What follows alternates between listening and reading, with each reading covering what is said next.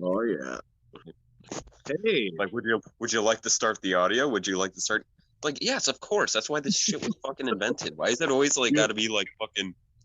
Are you sure you want to do this?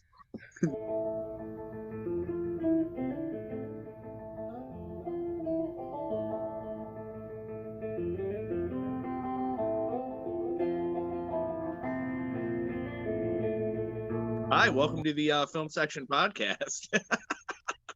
Hello, everybody. I'm very professional, holding a bong. We're talking about being ancient and not knowing how to work technology.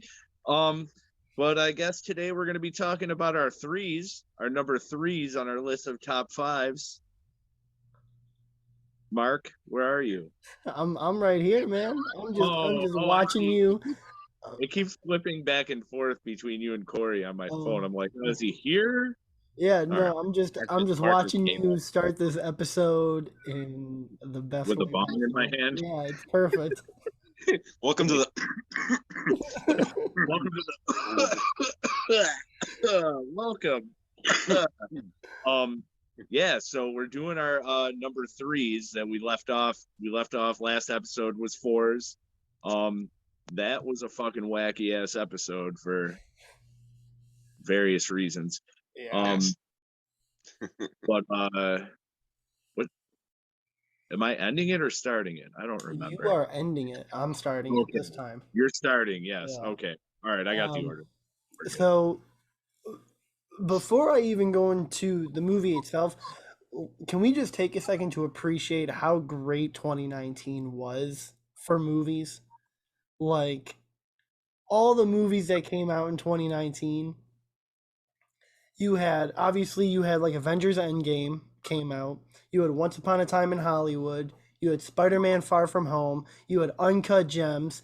You had, I know Chris didn't really like it, but It Chapter 2. You had Midsummer. You had what else? Parasite, 1917. And my number 3 favorite movie of all time is The Lighthouse. Yeah. This movie, okay, so hold on. Before you do this, I'm not gonna say I completely hate It Chapter 2. It's not a terrible movie. It's just not your favorite. I really like It Chapter 2, but it's not. I see like people's like why people like it less than the first one is because it's not. It's very much like for people who like the book. You know what I mean? Yeah. It does a lot of fan service for people like that, so it's not going to be for everybody. And it's also not like it's not as like it's almost like comparing Batman Arkham Asylum to Batman Arkham City. Like one's very wide and open and one's very straightforward and to the point, like if that makes any sense. But sorry, I didn't mean to cut you off there.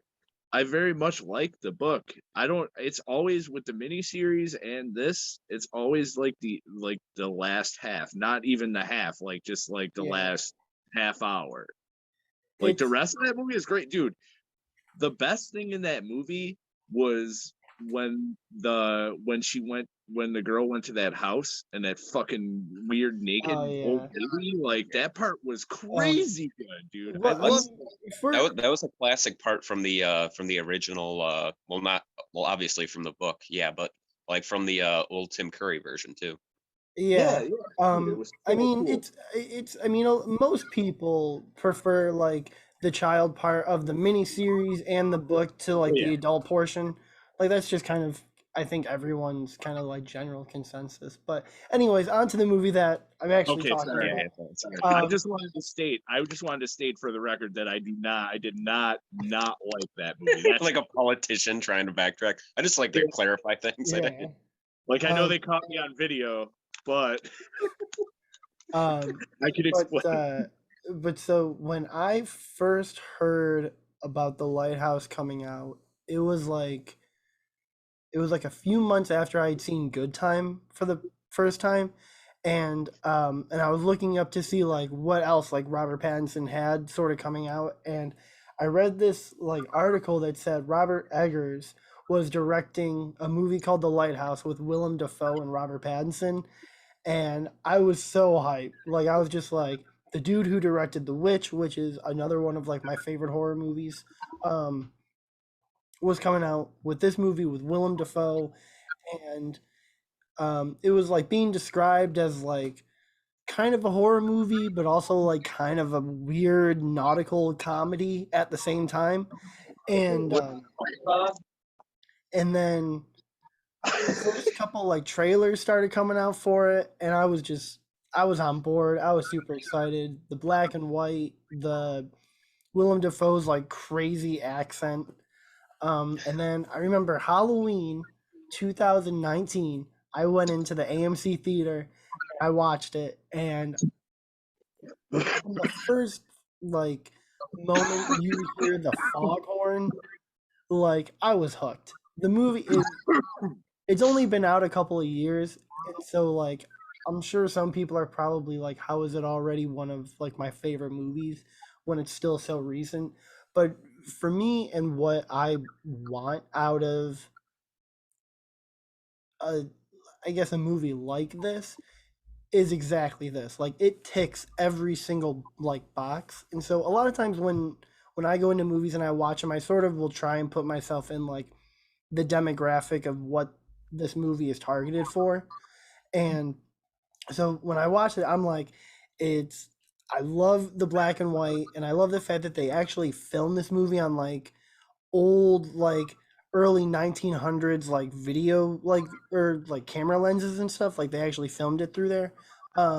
The 4:3 aspect ratio is, or not even 4:3, I think it's like 119:1. um and it's so cool, especially when you watched it in the theater, because it made the lighthouse itself like look so much more massive and like grandiose. um and I mean the sound of everything, obviously with the foghorn going like all the time, um and just like the waves that you would hear crashing when it would like storm, when there was a couple times like during like the stormy scenes when you would hear the rain. um and then just like the performances, like Robert Pattinson and Willem Dafoe are just like, both of them are just knocking it out of the park. Both of them are hilarious. Both of them are crazy. Both of them are like, and it's funny when you read or watch some like interviews between them, like talking about like how the movie was made and how like it was just a really shitty experience for like everyone involved, because it was like really playing up to um like how they were filming was like on location. They so like that storm and everything, like that's real. Like that's not like none of that is faked or like hammed up for the cameras. Like they were really out there in like shitty conditions, just getting all these insane Well, shots. well, that makes sense. Like considering it's probably one of the most claustrophobic movies I've ever seen. Like Oh yeah. considering like, can you imagine that? Like just being stuck on that tiny little island in a lighthouse with like somebody you have like building animosity and tension with. Like, Oh, I mean, I it's mean, and that person is insane. Yeah, William Dafoe.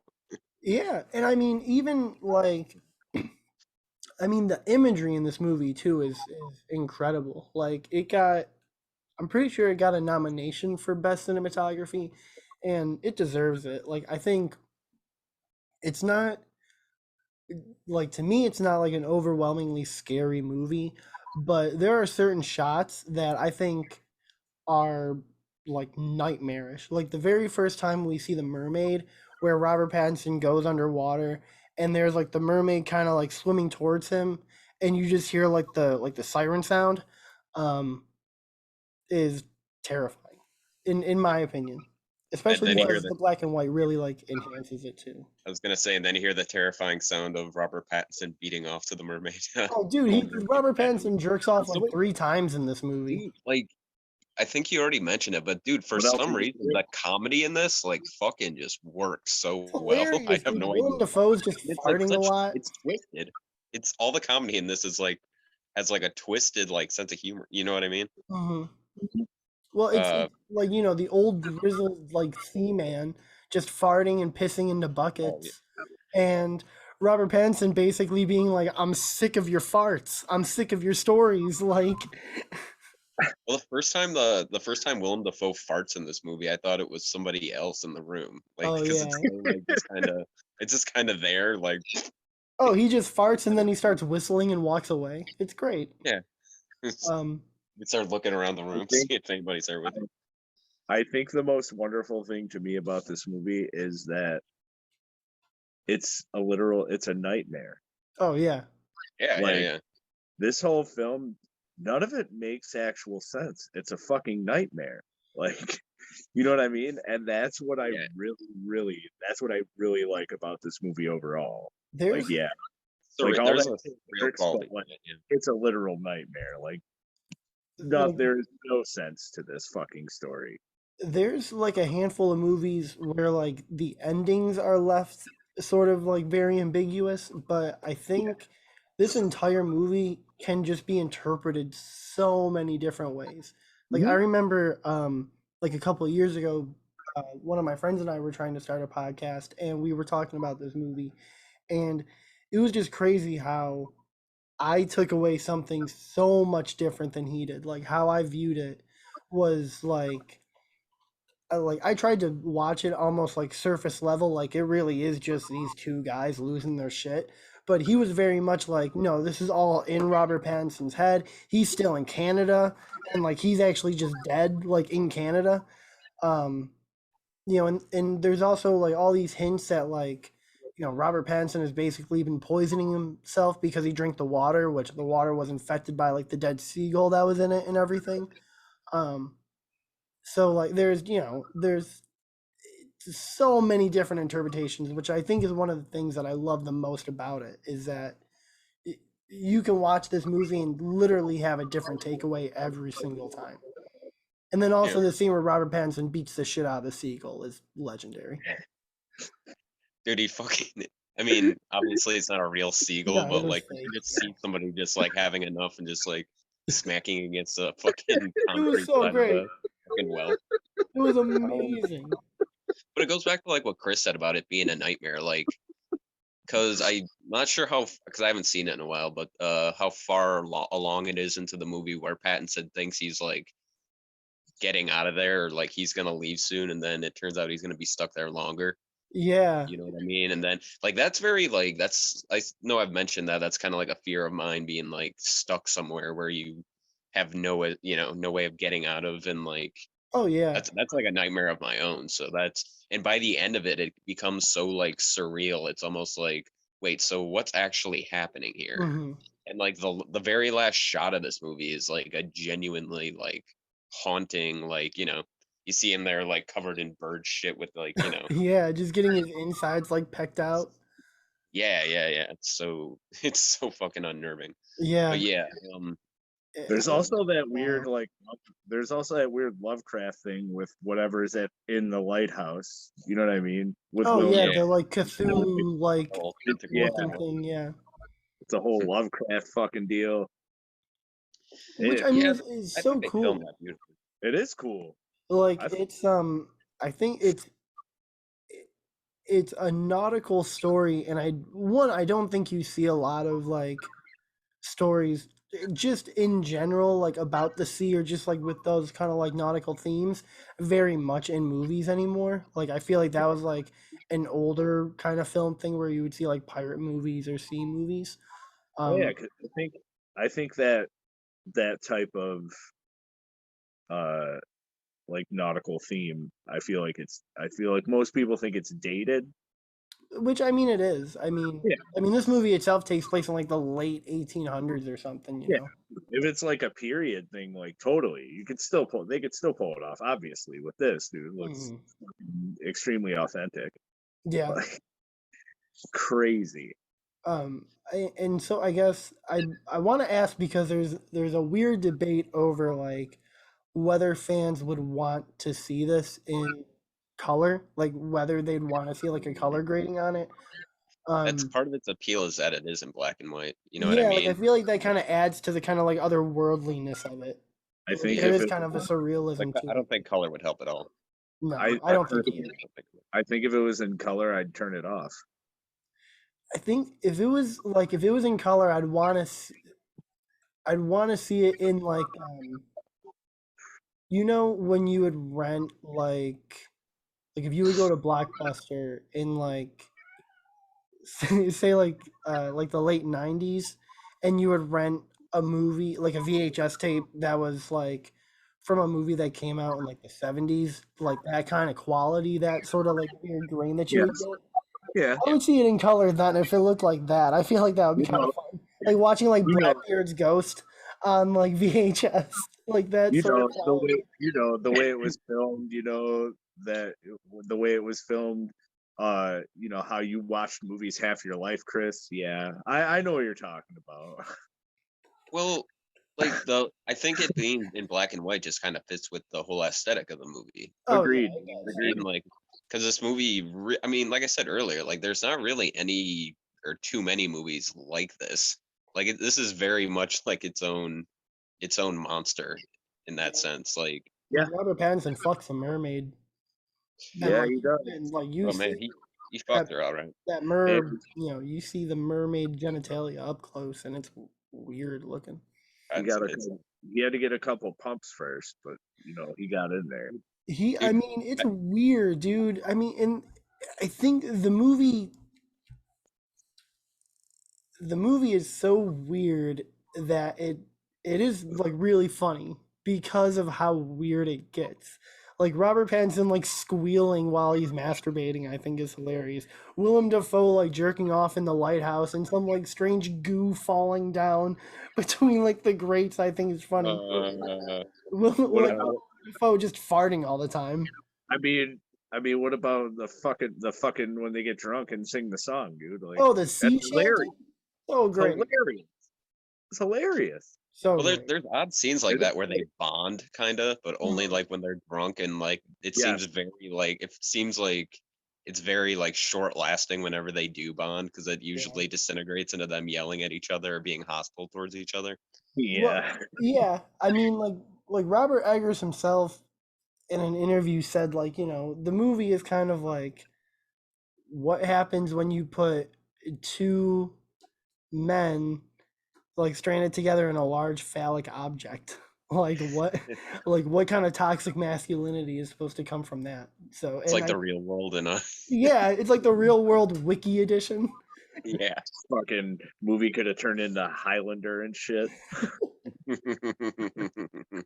Um, I don't know. uh, Like, I gotta admit though, like, I don't think any other actor, like I'm talking about Robert Pattinson here, has had to bust his ass in order to get rid of the image that he initially became famous for like the Twilight movies. oh Like, yeah, because like you said, like first he went with Good Time. I know he's done other movies in between, but I'm talking about like what he's like, best known for. He then this and then Batman. Like he had to like literally like take every kind of role that there is in order just to like get rid of like, or you know what I mean, like kind of make people forget about like Twilight in general. I can't oh wait yeah. to watch them again. Just a sidebar. I can't wait to watch that again. It's coming soon. I think April I 19th is when it's I, supposed to come on HBO Max. love it. I love it so much. But yeah, that's my number 3 favorite movie of all time. I know it only came out a couple of years ago, but it's just it, Still good. everything that it's trying to achieve. I think it does it perfectly. So yeah, that's Yeah. so next. I think was Corey, I believe. Yep. Yep. Okay. My third favorite movie is the Sylvester Stallone starring vehicle First Blood. Now, I want to clarify something about this movie before I get into it, because the majority of people, like when they think of a Rambo movie or a First Blood movie, it's kind of like how with Texas Chainsaw Massacre, the first one, people are like, "Oh, that movie's a bloodbath. It's disgusting." It's like not really. The first one has very little blood and very much a lot of context. Same exact thing with the First Blood movie, or the First Blood movie. Um, the story of this is and I was amazingly surprised when I saw this the first time, uh, because it's a very as like it is action packed. There is a lot of violence, uh, but it's a very down to earth story of a movie. because it starts off with a Vietnam vet named John Rambo. He just got back from Vietnam. He's looking for people that or people in his company that he served with that he hasn't seen in a while. Turns out the majority of them are all dead, whether from PTSD related incidents or from infections from Agent Orange. He wanders into this small town run by or who the sheriff is the late great Brian Dennehy, and essentially this is at the time where there was a lot of backlash towards Vietnam vets. So he's not met with the most warm response, to put it lightly. As soon as he real we don't take kindly to you people who don't take kindly around here kind of place. And here's the thing about this, like Dennehy, until things like escalate and whatnot, Dennehy almost seems like he's trying to be like cool about it. He's trying to very nicely be like, yeah, no offense, like thank you for your service, but just get the fuck out of our town. Like, could you just, he even tells him like, yeah, wearing that jacket around here is gonna like stir up some shit probably, so we don't want you here. So he ends up driving him to the end of town, and he's like, yeah, just walk like 10 miles or something towards the next town if you're hungry. And he's walking, and then he's like, fuck it. And then he turns around, starts walking back towards the town. Brian Dennehy's like, oh, what the fuck are you doing? Then he eventually just arrests him, throws him in jail. And it turns out, as happy as this town is, it has the most abusive fucking cops that you could imagine, because they treat him like absolute shit as soon as he gets there. They start off by spraying him naked with a hose. He's at this point, Stallone's only said like a few words in the movie anyway. Like he's only really talking throughout most of the movie. Yeah, like he's you can tell through like little like glimpses and flashbacks that he's still very much affected by Vietnam.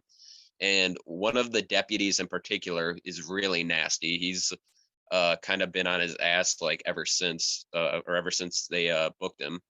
Yeah. He's trying to, and I don't know if this is protocol, he tries to shave Sylvester Stallone with a razor. He's holding it up to his face, and while this is happening, Stallone's having a flashback to a member of the Viet Cong like slashing him and shit. So he flips out, beats the living shit out of everybody in the police station, takes a motorcycle, heads off into the hills. And the police, who are stupid enough to pursue, soon find out that they are in way over their fucking heads, because he, one by one, takes them all out. And another thing about this too, the sequels obviously have a huge body count. Like Rambo just, takes a gun and fucking in one scene kills more people than Jason Voorhees does in like 11 movies. But in this movie, Rambo only kills one guy, and it's an accident technically. And it's the deputy I was talking about earlier. And it's self-defense too, because the guy's like shooting at him from a helicopter. Rambo throws a rock at the helicopter, and the guy's wildly uncoordinated apparently because he falls out, and but everybody else he either does maims or beats the shit out of.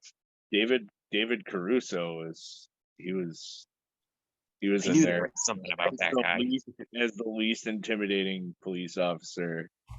What is he, 14 in this? Yeah, right. Dude, he went from like boyish to fucking 45-ish, like in a very short period of time. Like 10 years. David Caruso, if you haven't seen this, is like the one deputy who's very much or kind of like more likable than the others. Like he's very because he's almost like sticking up for him in the station. He's like, what the hell are you guys doing? Can't you see he's like, sorry, dude, I'm still kind of recovering here. Dude, that scene where he takes that dirt bike, bro, is fucking awesome. Oh, the practical stunts in this are awesome, are like really fucking good. Hell yeah, dude. Dude, even like the scene I was just talking about where the guy falls out of the helicopter, that was like an actual dude. And it's like, yeah, I believe somebody would fucking die from that. Jesus Christ. You said I get paid double for this stunt. All right. All right. the thing is too, they Brian Dennehy almost like he's very much a king shit cop. He's referred to that in the movie, but he's very much like very like in over, not even like willing to admit that he's in over his head when he gets into all this Rambo shit. So again, Rambo easily dispatches the entire sheriff's department. David Caruso, like, wait, sorry. No, go ahead. No, I was gonna say, like, there's even that scene, like, they do the background check and they all like find out at the same time that he was a fucking Green Beret or whatever. And like David Caruso is almost like happy about it. He's like, I knew there was something about that guy. It's like, you're hunting him. What the hell are you? What are you happy about? Fucking two of the best scenes in this movie are one when they get a hold of his superior and that dude shows up and like gives that speech basically. Richard Crenna. Richard Crenna, yeah. Yeah. He basically gives that speech like basically I like trained him. you guys fucked up, man. I trained him. I trained him to be the best. I trained him to eat things that'll make a billy goat puke. That's right. And then the yeah, dude, fucking awesome speech. That dude is fucking badass. And then the end when Stallone fucking goes from 0 to 60 in that fucking refrigerator shop or whatever. Dude, crying hysterical Stallone is a hard Stallone to understand. I mean, because Yeah. I mean, that's like, I mean, you can't understand him, but he's still like, you still feel for him in that scene. It's one of his best like acting moments because he's basically talking about all the people that like he had, like the most important people he's ever had in his life. They're all either dead or like fucking or fucked up, just like he is. Yeah, essentially at that moment. that was a great It's scene. funny 'cause there's that funny line in it. I mean, it's not supposed to be funny, but like looking back, that where Richard Crenna's like, "You're gonna send that many men up against Rambo." Well, it's like, "There's one thing you might want to bring with you," and they're like, "Oh, what's that?" It's like a good amount of body bags, and like the first time I ever heard that, or a reference to that was on Beavis and Butthead. Like they're like flipping through the channels and it's that scene, like a cartoon reenactment. He's like, "You're sending that many guys against Rambo. The one thing you're gonna need." And then they turn the channel and then it's like Ziploc bags. Yeah, dude, I fucking love First Blood, man. Yeah, It's a movie. I think movie. it's under. I mean, It's I underrated. definitely felt something the first time watching it because I think it's leagues and leagues better than any of the sequels. As enjoyable as some of the sequels are, this is just. I think it's just as good as movies like like Die Hard or like any like kind of classic action movie. I think this ranks on that like Mount Rushmore of them. Well, First, okay. go ahead. Oh, First Go ahead. Blood was like the second 4K I ever bought. So I remember like I had seen like the later Rambo movies where like Stallone is just like mowing down people left and right. And yeah, when I was working at Goodwill, they had this like DVD 3 collection, like not even a steel book, but it was just like a steel case of like the first 3 uh Rambo movies. And so I remember the first time I watched First Blood, I was like, this is way different. But I I I would say it's a lot better than like even movies kind of like Die Hard and stuff because First Blood is really like a commentary on how like America kind of treats like a lot of like Vietnam veterans, especially at the time. Like it definitely had a message for PTSD and how like it treats veterans and stuff. Where the later Rambo movies definitely just kind of were like, we're just gonna start killing people.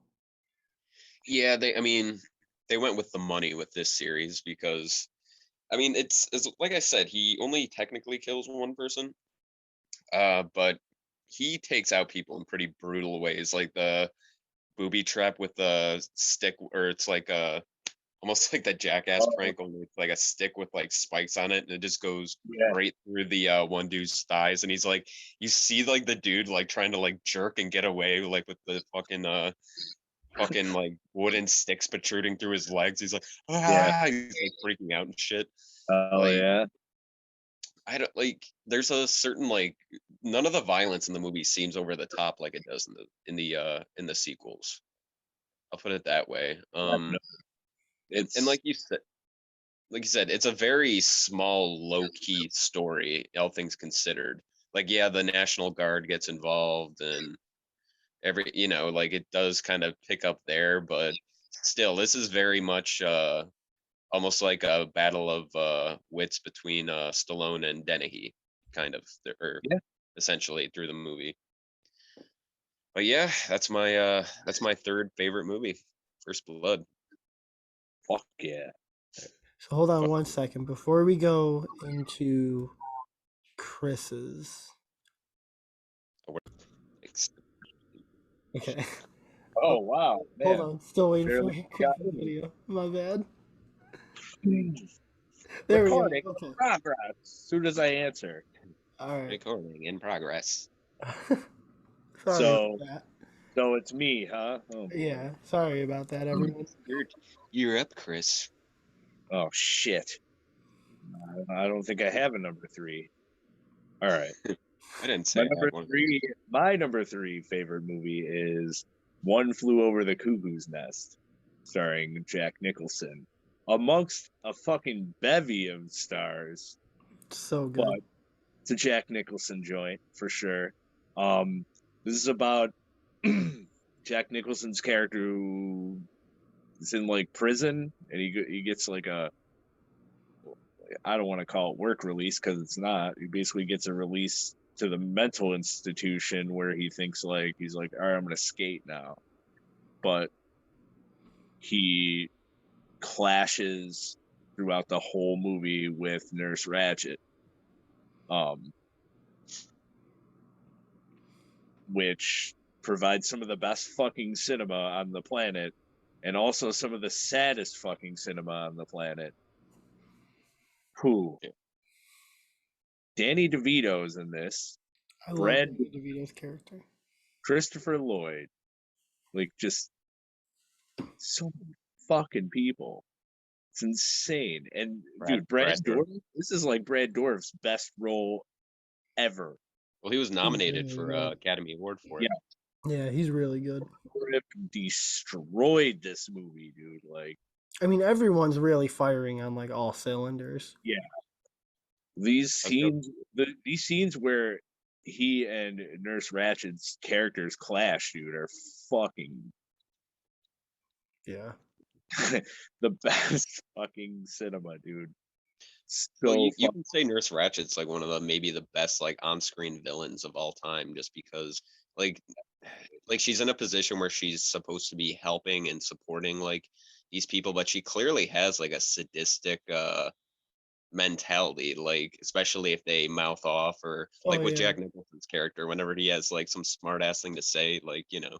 I don't know, like I don't know if she created like that archetype, but she's definitely the one that's like most referenced when you watch like sort of those kind of movies that are like about like evil kind of like institutions where like the nurses are like just horrible fucking humans. She's definitely kind of like the archetype for that. Like if you were in a hospital and you had like a shitty nurse or a shitty like, you know, person in charge, we were like, oh, Nurse Ratched over here. Yeah. That lady, I know she's an Oscar.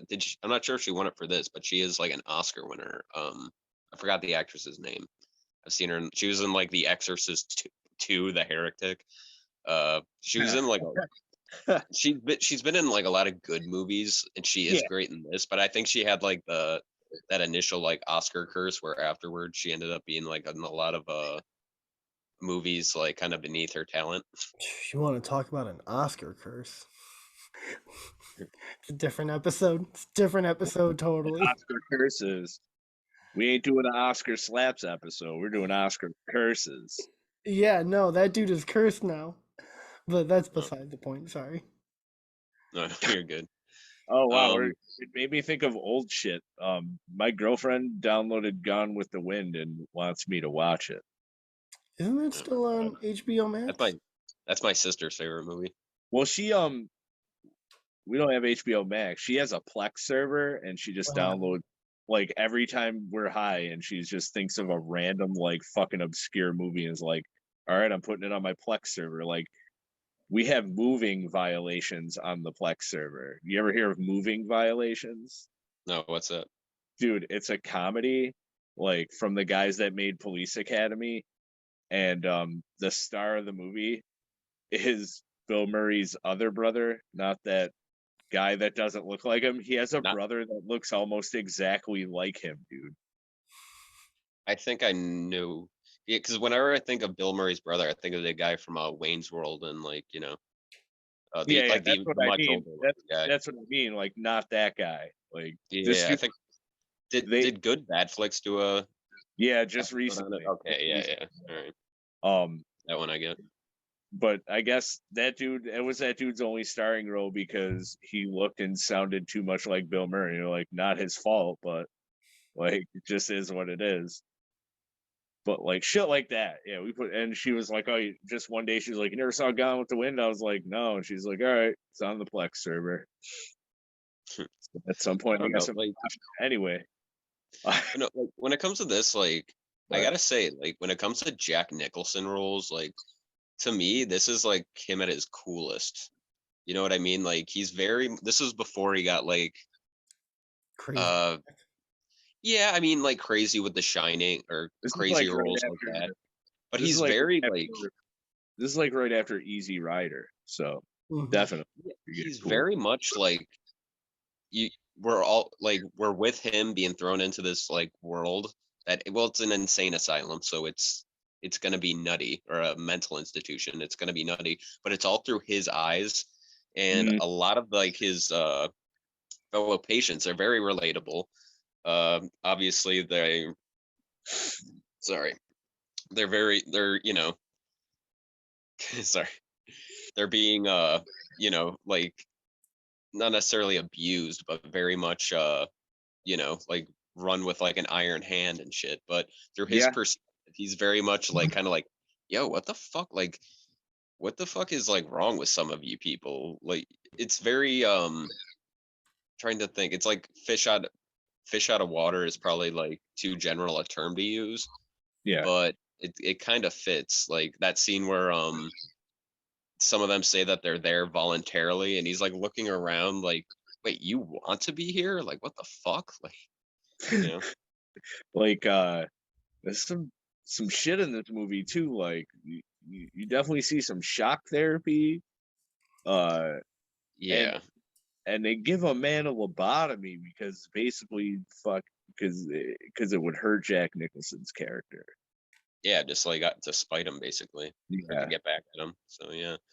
Yeah, that's I mean, it's as good as a movie is like there are some definite like dark parts to it. yeah. Oh, it's a So dark movie. Yeah, it's Fucking yeah. not great a very movie. happy movie. Jesus Christ, it's a masterpiece. Yeah. I I mean, just love it. that's I it's love it so definitely much. It's number 3. I I watched this cause do you remember back in the late 90s like they did the AFI 100 best movies or whatever on AMC like Hmm. or 100 years 100 movies. Yeah. yeah, yeah. Like after I watched that with my family and after that I remember I wanted to see this and I wanted to see A Clockwork Orange. And my parents were like, "We'll show you One Flew Over the Cuckoo's Nest, but it's going to be a couple years before we let you see Clockwork Orange. Oh, smart. you'll never you'll never hear Singing in the Rain the same way again if you watch feel that." like, Yeah. feel like I was. I feel like I was also too young when I saw that movie. Like I think I Yeah, read. dude, I still was because I ended up seeing it relatively soon after that, and I was like, "Wow, this is a lot more rapey than I thought it was going to be." I mean, it's a It great opens with movie and everything, but it just damn. opens with Malcolm McDowell banging like 2 women. Like I was like, oh, I wasn't ready for this, man. Right off the bat. Well, the funny thing about Clockwork Orange, like, yeah, it's very like dark, or whatever, but like when it comes to like the street gang aspect of it, it's almost like a bunch of ninnies dressed up like fucking. They're going It's like, down. does thou have any marbles? They're going down to Grover's Milk Bar. Well, yeah, They're getting, it's like a 4-on-4 gang fight, and they're all just like.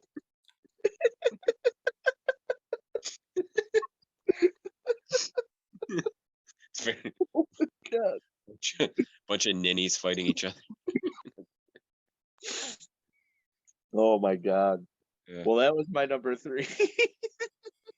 Great. Mark, anything to add to this number 3? Not really. I mean, I've only seen One Flew Over the Cuckoo's Nest like a couple of times, and it's been a while since it's been the last time. But Same for me. Yeah, same here. but Danny DeVito, like I love Danny DeVito's character. There's something about him that like he looks so like I don't know. In the movie, he just looks. I just love his character. It's definitely more likable Danny DeVito. Which Yeah, like that smile. He just looks like a young child in like a middle-aged man's body, and it's just kind of like. It's so weird with Danny DeVito because he can play like despicable like characters or like kind of like or like characters like Frank like from It's Always Sunny, but he can play like these like lovable oddball or kind of like, you know what I mean, like very like professional sounding. Like he is like a fucking, I think he's one of the best actors like I grew up watching. Oh, You he's. know? I mean, he's a legend. He could go from this to being like, I have my money and my Magnum condoms for my extra large dog. For my Magnum condoms for my huge dog. Yeah. Fucking, what do you call it? Like, I consider It's Always Sunny almost to be like his retirement because he's not in many movies anymore, but he is like, you know, he's been on that show for the last decade plus. So You believe he that seems show? to be having like so much fun doing that show. So that show's more been power on for to like him. 15 years, dude. That's insane. Yeah, they've been going for a And long time. he hasn't lost steam with it either. He's still like as funny as he ever was as Frank. You know, Dude, and it's that show's still funny. That's crazy to me. great That show. 15 seasons and it's still fucking great. But yeah, like you can tell he's like a classically trained actor too, because he can do everything, or he has like done everything basically. Oh yeah. I mean, a lot of people, especially younger people, will probably always know him as Frank, but you know, people our age will always be like, "Yeah, dude, he's countless fucking movies." Oh yeah, I mean, I still know him from like obviously like Batman Returns, but even stuff like what's it called? What's the worst that can happen? Where Martin Lawrence robs him. I love that fucking movie. It's a good movie. And I love that he's such like a weird asshole. And then obviously fucking Matilda. Oh yeah. Like he directed that movie. Didn't he like house that girl I'm big, too? you're small. He was in Twins with Arnold Schwarzenegger. Yeah, and he was great in that. Yeah. Danny DeVito's a legend. Dude, what's the worst that could happen? Dude, how great was William Fichtner in that movie? Like, I'm Detective Alex Tardio. William Fichtner killed that shit. I love that movie. Dude, that is low-key a sleeper. Like it's a great movie. I like 90s and like early 2000s Martin Lawrence. Like what's the worst that can happen? Blue Streak. I saw Blue Streak in the theater, and I was like the only white person in there. Blue Streak is great. I was like 10 years old too. What is it? Black Knight is a good movie. Black Knight, yeah. Obviously, the Bad Boys movies are great. Well, I mean, a lot of it's very gimmicky, or like his 90s stuff was very gimmicky, but it kind of works. Like in the 90s, though. Yeah. I mean, that's that type of comedy for that era, you know. Definitely. The first two Bad Boy movies are great, I gotta say. Last one was fun. Last one was okay. Yeah, it was. Good, but it was okay. I actually really like Will Smith in that one. Actually, to be honest. Speaking of wacky premises, do you guys remember that movie? The kid from Rookie of the Year. It was called The Kid in King Arthur's Court. Hell yeah, I remember that. I remember the previews for that. I never actually saw it. movie was Dude, ridiculous. it's just the '90s thing, dude. Wacky premise, like it's crazy. It was Oh like yeah. Black Light. Rookie of the Year is a pretty crazy premise. A kid breaks his arm in a way that like he can fling a fucking 120-mile-per-hour fastball. Dude, Angels in the Outfield. They literally put dead people with wings in the outfield. I thought that was a sequel to Field of Dreams when I first saw it. No. I I mean, remember. like, they keep building them, and we have to keep showing up. stop building these people. Stop building them, please. We just want to rest. I don't know. All Like, I was weird. I had a weird like childhood in that phase because I did see these movies, but I just I wanted to see like more adult stuff at that age. Yeah. I mean, it wasn't as available, and like, you know what I mean? Like, unless I was left awake with HBO playing and like Steven Seagal's Hard to Kill would come on, then you know there wasn't like a lot of that. But Holy shit! What? Hold on a second. Hold on a second. is your house on fire? No, we're good. I was just looking up at my shelf and realized I bought this. I haven't even taken the wrapper off of it. And now I'm wondering why I haven't watched it again yet. I used to watch this when I was a kid. All the oh shit. What is it? This thing. The green screen literally not like keeping us from seeing what it is. Like, no, it's not gonna happen. I'll tell you. It's Body Slam starring Roddy Piper. Oh shit! All right. Is that the one with the promoter or whatever? And the does it have the Wild Samoans in it too? Promoter's the guy from the original A-Team. Oh, okay. The guy who played Face. Yeah. Yeah, the guy who played Face. Yeah. Yeah, the Wild Samoans are in it too, right? Yes. Yes. Yes. Dude, I haven't watched it. I used to watch the movie like every fucking week when I was a kid. That'd be great if you were like, I take it back. This is my new third favorite one. Just go and start talking about it. Sorry, guys. We got to redo the whole episode now. the thing I like about that movie and movies like Ready to Rumble is that the professional wrestlers are essentially henchmen for the main villain. they do like they send them after like the protagonists with like, you know, with like fucking billy clubs and shit. Like, remember when Terry Funk was a henchman in Roadhouse? Oh, Roadhouse. That was the first time I was ever like, wow, Terry Funk is fucking huge, because that doesn't really come across on TV, but no. That scene where they're beating up Patrick Swayze behind the bar, like Terry Funk is a foot taller than everybody else there. I don't know. That was fuck. Get out of here. Where are we? I don't know. We're going off on tangents, but we're way out there. This was fun though. It's always fun. It always is. I apologize for my nasally voice too. I'm getting over a sinus infection, so shut up. I know. Okay. Let's go away. Just slide off. You put out a green screen, you turn around and disappear. Like, dude, it's like one of the portals. It's one of the portals from No Way Home. I just like turn around and go into it.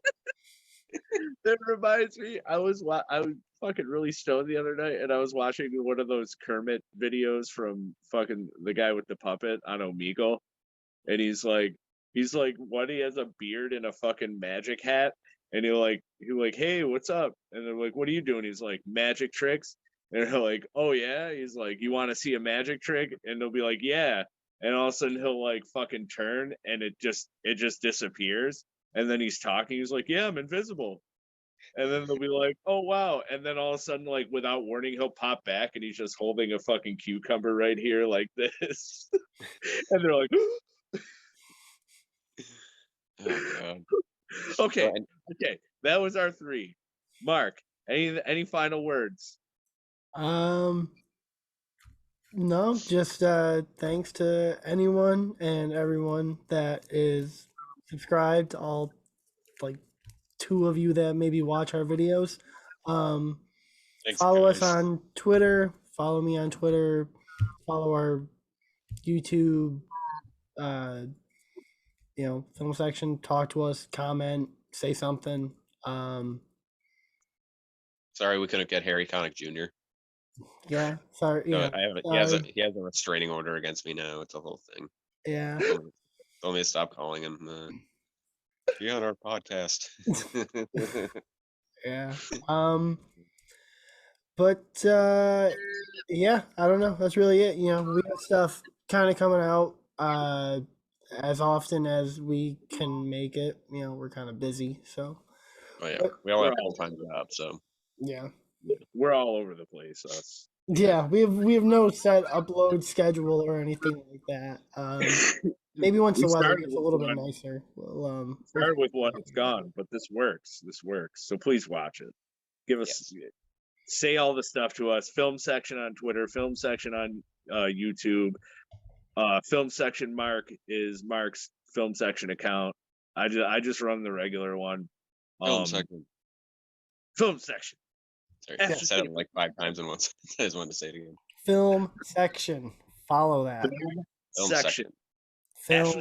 We all just say it in unison. Film section. Film section. Yeah. It's only a movie. Film section. Film. It's like the it's only a movie thing. It sounds like multiple people saying it. Film section. All right, guys. We're doing it again. All right, we're out of here.